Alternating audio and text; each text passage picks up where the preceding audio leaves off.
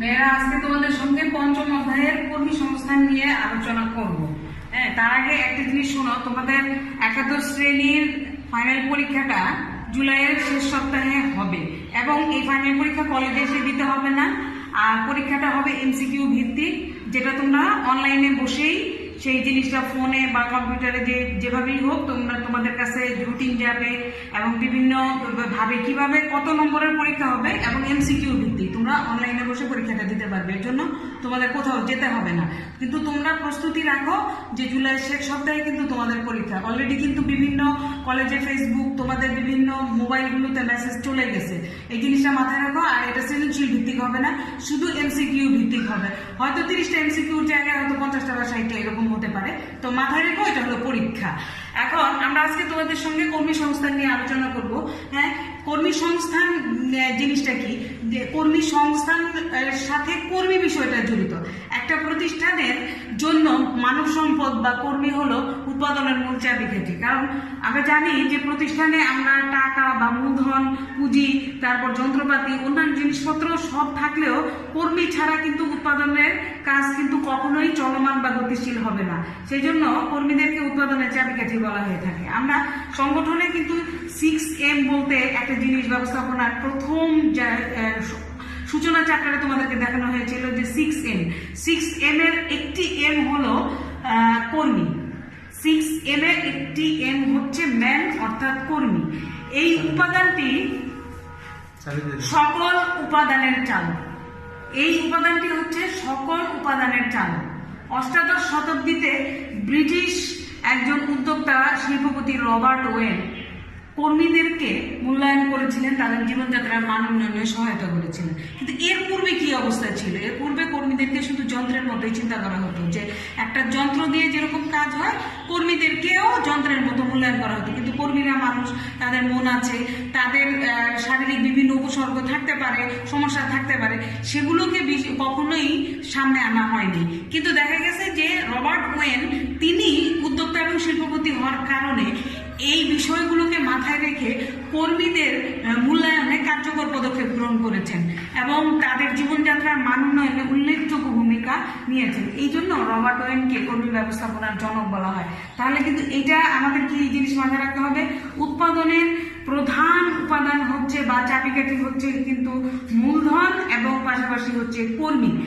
আর কর্মী ব্যবস্থাপনার জনক হচ্ছে রবার্ট ওয়েন। তিনি ব্রিটিশ একজন নাগরিক এবং উদ্যোক্তা এবং শিল্পপতি ছিলেন। এখন আমরা দেখব যে এই কর্মী সংস্থান বিষয়টা কি। সাধারণত কর্মী সংস্থান বলতে আমরা বুঝি কর্মী জোগাড় করা।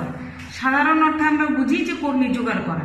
এখন ব্যাপক অর্থে কি? ব্যাপক অর্থে কর্মী সংস্থান হচ্ছে কর্মীদের সংগ্রহ করা হবে, কর্মীদের নির্বাচন করা হবে, নিয়োগ দেওয়া হবে, পদোন্নতি দেওয়া হবে, বা তারা যদি কাজ সঠিকভাবে পালন না করে বারবার সতর্কতামূলক সতর্কতা করা হওয়ার পরেও যদি তারা ভুলগুলো করতেই থাকে তাহলে পদোন্নতি দেওয়া হবে। কোনো মানুষই কিন্তু জন্ম থেকে কিছুই শিখে আসে না। যখন কর্মী হিসেবে তাদের নিয়োগ দেওয়া হয়, প্রশিক্ষণের মাধ্যমে তাদেরকে যোগ্য এবং দক্ষ করে গড়ে তোলা হয়। পারিশ্রমিক নির্ধারণ, একজন কর্মী কাজ করবে, তাকে তার পরিশ্রম অনুযায়ী পারিশ্রমিক দিতে হবে, এটাও কর্মী সংস্থানের মধ্যে পড়ে। অবসর গ্রহণ, একজন কর্মী যখন তার কর্ম সঠিকভাবে আর পালন করতে পারে না বা নির্দিষ্ট সময়ের পর তাদেরকে অবসর গ্রহণে দিতে হয়। তাহলে পুরো প্রক্রিয়াটির সঙ্গে কিন্তু অনেকগুলো বিষয় জড়িত। কর্মীদেরকে সংগ্রহ করতে হবে, কোথা থেকে কিভাবে, সেই বিষয়গুলো। তাদের নির্বাচন করতে হবে। সব কর্মী কিন্তু সব পদের জন্য নিয়োগ দেওয়া যাবে না। এরপর হলো নিয়োগ দিতে হবে। নির্বাচিত প্রার্থীদেরকে তাদের যোগ্যতা অনুযায়ী সংশ্লিষ্ট পদে নিয়োগ দিতে হবে। এরপর হচ্ছে পদোন্নতি। নির্দিষ্ট সময় পর পর কর্মীরা যখন তাদের কাজে যোগ্য দক্ষ হয়ে ওঠে তখন তাদেরকে তাদের মানসিক অবস্থার উন্নয়ন এবং পরবর্তী কাজের জন্য পরবর্তী অন্যান্য উচ্চতর পদে তাদেরকে পদায়ন করার জন্য পদোন্নতি প্রদান করা হয়। পদোন্নতি জিনিসটা হলো এক ধরনের শাস্তি, যে কর্মীদেরকে বারবার বলা সত্ত্বেও যদি তারা একই ভুল বারবার করে বা ইচ্ছাকৃত ভুল করে, তখন তাদের দেখা যায় যে উপরের পদে উন্নতি না দিয়ে কখনো কখনো শাস্তিমূলক ব্যবস্থা হিসাবে পদের অবনতি করা হয়, অর্থাৎ নিচের পদে দেওয়া হয়। প্রশিক্ষণের কথা আমরা আগেও বললাম যে প্রশিক্ষণ একটা মানুষকে দক্ষ করে গড়ে তুলতে সাহায্য করে। একটা কর্মী তাদেরকে আমরা নির্দিষ্ট পদে নিয়োগ দিলাম, কিন্তু তাদেরকে আরো বেশি দক্ষ করে গড়ে তোলার জন্য সঠিক প্রশিক্ষণের প্রয়োজন হবে, পারিশ্রমিক নির্ধারণ, অর্থাৎ এই সমস্ত বিষয়গুলো হচ্ছে কর্মী সংস্থানের মধ্যে পড়ে। তাহলে কর্মী সংস্থান শুধু কিন্তু কর্মী জোগাড় করা নয়, কর্মী সংস্থান হচ্ছে কর্মীদেরকে সংগ্রহ করা, তাদের নির্বাচন করা, নিয়োগ দেওয়া, পদোন্নতি দেওয়া, প্রশিক্ষণ দেওয়া, পারিশ্রমিক নির্ধারণ করা এবং সুনির্দিষ্ট সময়ে তাদেরকে অবসর প্রদান করা। প্রাতিষ্ঠানিক লক্ষ্য অর্জনের জন্য উৎপাদনের উপকরণের যথাযথ ব্যবহার নিশ্চিত করার জন্য দক্ষ কর্মীর প্রয়োজন। একটা প্রতিষ্ঠানের মূল উদ্দেশ্য হচ্ছে লক্ষ্য অর্জন করা, আর লক্ষ্য অর্জনের জন্য উৎপাদনের জন্য যে সমস্ত উপকরণ প্রয়োজন হয় সেগুলো সঠিক ব্যবহার করতে প্রয়োজন হয়। এখন এই সঠিক ব্যবহারের জন্য দরকার হলো দক্ষ এবং যোগ্য কর্মী। আর দক্ষ ও যোগ্য কর্মী প্রতিষ্ঠানের বৃহত্তর স্বার্থেই প্রথমেই দক্ষ জনবল গড়ে তুলতে হয়। দক্ষ কর্মী দল গড়ে তোলার জন্য কর্মী সংগ্রহ, নির্বাচন, প্রশিক্ষণ, মূল্যায়ন, কর্মী সংরক্ষণের যথাযথ পদক্ষেপ হলো কর্মী সংস্থান।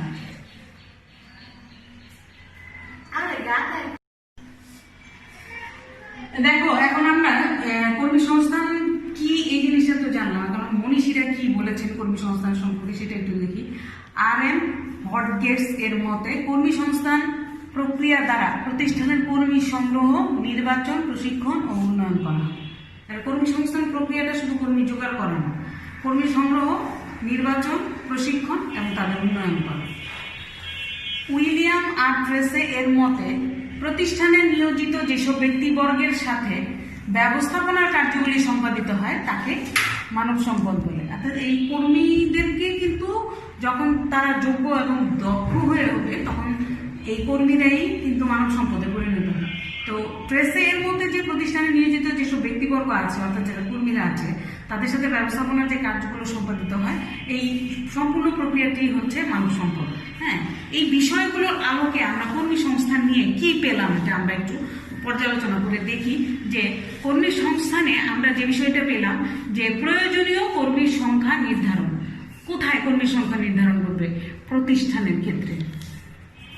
প্রতিষ্ঠানের ক্ষেত্রে যেটা করা হবে, প্রয়োজনীয় সংখ্যক কর্মীর সংখ্যা নির্ধারণ করতে হবে। কি পরিমাণ কর্মী সংখ্যা প্রতিষ্ঠানে লাগবে সেইটা আগে নির্ধারণ করে নিতে হবে। তারপর উৎস নির্বাচন করতে হবে। উৎস নির্বাচনটা কি? যে কর্মী কি অভ্যন্তরীণ উৎস থেকে নিয়ে নেওয়া হবে না বাহ্যিক উৎস থেকে? এখন প্রশ্ন হবে আভ্যন্তরীণ উৎসটা। অভ্যন্তরীণ উৎসটা হচ্ছে একটা প্রতিষ্ঠান কিন্তু চলমান, তখন তাদের আবার যখন কর্মীর প্রয়োজন হয় তখন তারা প্রতিষ্ঠানে যে সমস্ত কর্মী আছে তাদের মধ্য থেকেই নেওয়া হবে, এটা হচ্ছে অভ্যন্তরীণ উৎস। যদি সেটা না হয় তাহলে বাহ্যিক উৎস, অর্থাৎ অন্যান্য জায়গা থেকে, যেমন কলেজের সামনে তোমাদের লিফলেটের কিছু দেখতে পাও তোমরা কলেজ থেকে বের হলে, আবার দেখবা কোনো প্রশিক্ষণ প্রতিষ্ঠানের সামনে এরকম লিফলেট দেওয়া থাকে দক্ষ এবং যোগ্য কর্মী নেওয়া হবে, বা কোনো প্রকার অভিজ্ঞতা ছাড়াই কর্মী নেওয়া হবে। এগুলো হচ্ছে বাহ্যিক উৎস। কখনো পত্রিকায় বিজ্ঞাপন দেয়, টেলিভিশনে বিজ্ঞাপন দেয়, এগুলোর মাধ্যমে এগুলো হচ্ছে বাহ্যিক উৎস। সুতরাং আমাদের বিষয়টা হচ্ছে কর্মীর যথাযথ উৎস নির্বাচন, অর্থাৎ উৎসটা অভ্যন্তরীণ হবে না বাহ্যিক হবে। তৃতীয় যে বিষয়টা আছে কর্মীদের উৎসাহিতকরণ। শুধু কর্মীদের উৎস নির্বাচনই নয়, পাশাপাশি কর্মীদেরকে উৎসাহিত করতে হবে। এটা যেমন যে কোনো কাজে নিয়োগ বিজ্ঞপ্তিতে যদি আমরা আগেই দেখি যে 5 বছরের অভিজ্ঞতা লাগবে, তাহলে যারা মাত্র পড়ালেখা শেষ করেছে তাদের জন্য মনটা খারাপ হয়ে যায়। আরে প্রথমে অভিজ্ঞতা চাইছে, আমি তো কাজই পাইনি, অভিজ্ঞতা হলো কি করে? তো এই ক্ষেত্রে উৎসাহিতকরণের জন্য কিন্তু কিছু কিছু তোমার কর্মী নিয়োগের ক্ষেত্রে বলা হয় যে একেবারেই অভিজ্ঞতাবিহীন কর্মী নেওয়া হবে, একেবারেই নতুন কর্মী নেওয়া হবে যাদের অভিজ্ঞতার প্রয়োজন নেই, পূর্ব অভিজ্ঞতার প্রয়োজন নেই। এগুলোর মাধ্যমে কর্মীদেরকে উৎসাহিত করা হয় যাতে তারা আবেদন করতে উৎসাহিত হয়। এরপর হচ্ছে প্রয়োজনীয় কর্মী সংগ্রহ। এই যে তারা আবেদন করতে উৎসাহিত হলো, তো এই আবেদন করার পর তাদেরকে কি করা হলো, যে যাচাই বাছাইয়ের মাধ্যমে তাদেরকে পরবর্তী পরীক্ষার জন্য মনোনীত করা হলো। এরপরে হলো যাচাই বাছাইয়ের মাধ্যমে কর্মী নির্বাচন। আমরা বললাম যে মনোনীত করে তাদেরকে কি করা হলো, প্রবেশপত্র দেওয়া হলো, বা বলা হলো যে ডাউনলোড করে প্রবেশপত্র নেওয়ার জন্য, বা একেবারে কর্মী যারা ফ্যাক্টরির যারা তাদের ক্ষেত্রে তো আর ডাউনলোড করার বিষয় নাই, তাদেরকে বলা হলো যে ভাইবার জন্য ডাকা হলো। এখন যাচাই বাছাইয়ের মাধ্যমে কর্মী নির্বাচন, এক্ষেত্রে হলো এক একটা বিষয়কে তোমার পদ অনুযায়ী কর্মীদেরকে এই ক্ষেত্রে সেটা লিখিত পরীক্ষা নেওয়া হবে না মৌখিক পরীক্ষা নেওয়া হবে না শুধুমাত্র সাক্ষাৎকার গ্রহণের মাধ্যমেই নির্বাচিত করা হবে, এই যাচাই বাছাইগুলো এই পর্যায়ে এসে করা হয়। এরপর কর্মীদের দক্ষতা বৃদ্ধির জন্য প্রশিক্ষণ। এখন বলা যেতে পারে যে কর্মীদের নির্বাচনের পরপরই কোনো কোনো প্রতিষ্ঠান কর্মীদেরকে প্রাথমিক অবস্থায় একটা প্রশিক্ষণ প্রদান করে, যাতে কর্মীরা কোনো কর্মী কিন্তু আমরা আগে আগেই বলেছি যে কোনো কর্মী কিন্তু জন্ম থেকে কোনো কাজ পারে এরকম কোনো কিছু নিয়ে কিন্তু জন্মায় না। তাকে কাজের মধ্যে দেয়া হলে এবং প্রয়োজনীয় তাদেরকে সহায়তা প্রদান করা হলে তবেই তারা কাজের জন্য দক্ষ হয়ে ওঠে। এখন কর্মীদের এই দক্ষতা বৃদ্ধির জন্য প্রথমে নিয়োগের প্রাথমিক পর্যায়ে তাদেরকে একটা প্রশিক্ষণ দেওয়া হয়। সকলে বসিয়ে সুনির্দিষ্ট প্রশিক্ষকের মাধ্যমে তারা কি কাজ করবে কাজটি সম্পর্কে একটা প্রাথমিক ধারণা দেওয়া হয় এবং পরবর্তী পর্যায়ে তাদেরকে যে পদে নিয়োজিত করা হলো সেই পদে কোনো ধরনের যদি তারা সমস্যা অনুভব করে তখন তত্ত্বাবধায়কের অধীনে তাদেরকে আরো বেশি প্রশিক্ষণ প্রদান করা হয় যাতে তারা সেই পদের কাজগুলো সম্পর্কে দক্ষ এবং অভিজ্ঞ হয়ে ওঠে।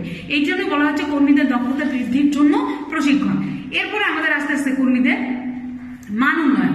এখন কর্মীদেরকে শুধু দক্ষতা বৃদ্ধি করা হলো প্রশিক্ষণের মাধ্যমে, এখন তাদের কাজের মান বৃদ্ধি করতে হবে। কর্মী কাজ সম্পর্কে বুঝলো কিন্তু দেখা গেল যে বারবারই সেই যে সঠিক মানের পণ্য উৎপাদন করার দরকার সেটা হয়তো সেই জায়গায় গিয়ে পৌঁছাচ্ছে না।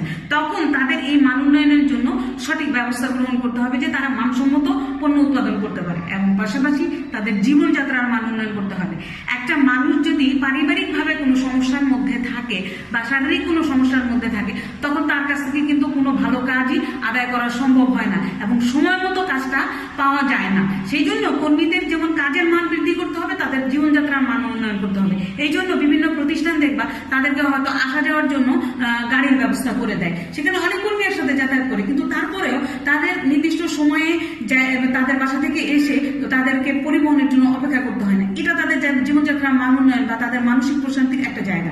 দ্বিতীয়ত হলো কর্মীদের মান উন্নয়নের জন্য আরো কিছু বিষয় করা হয় যে তাদেরকে প্রতি বছর বার্ষিক বনভোজনের ব্যবস্থা করা হয়। এরপর দেখা যায় যে কোনো প্রতিষ্ঠান কর্মীদের জন্য তাদের যদি জায়গার পরিমাণ বেশি থাকে তাদেরকে ভেতরেই থাকার ব্যবস্থা করে দেয়, তাহলে তাদেরকে কি হয় এটা বলতে পারে না যে আমি ঠিক সময় মতো পৌঁছাতে পারি নাই বা যখন তখন তাদেরকে দিয়ে কাজগুলো আদায় করা যায় না। এরপর হচ্ছে পদোন্নতি। কর্মীদেরকে তাদের উৎসাহ প্রদান করা এবং তাদের মনের অবস্থা উন্নয়নের আরেকটি বিষয় হচ্ছে পদোন্নতি। আর যে কোনো পদের ক্ষেত্রে কিন্তু নির্দিষ্ট সময় কাজ করার পর তাদেরকে উপরের পদে নিতেই হবে, তাহলে তাদের যেমন পদেরও যেমন শূন্যতা পূরণ হবে পাশাপাশি কর্মীরা উৎসাহিত মনে কাজগুলো করবে। এরপর হচ্ছে প্রতিষ্ঠানের প্রয়োজনে বদলি।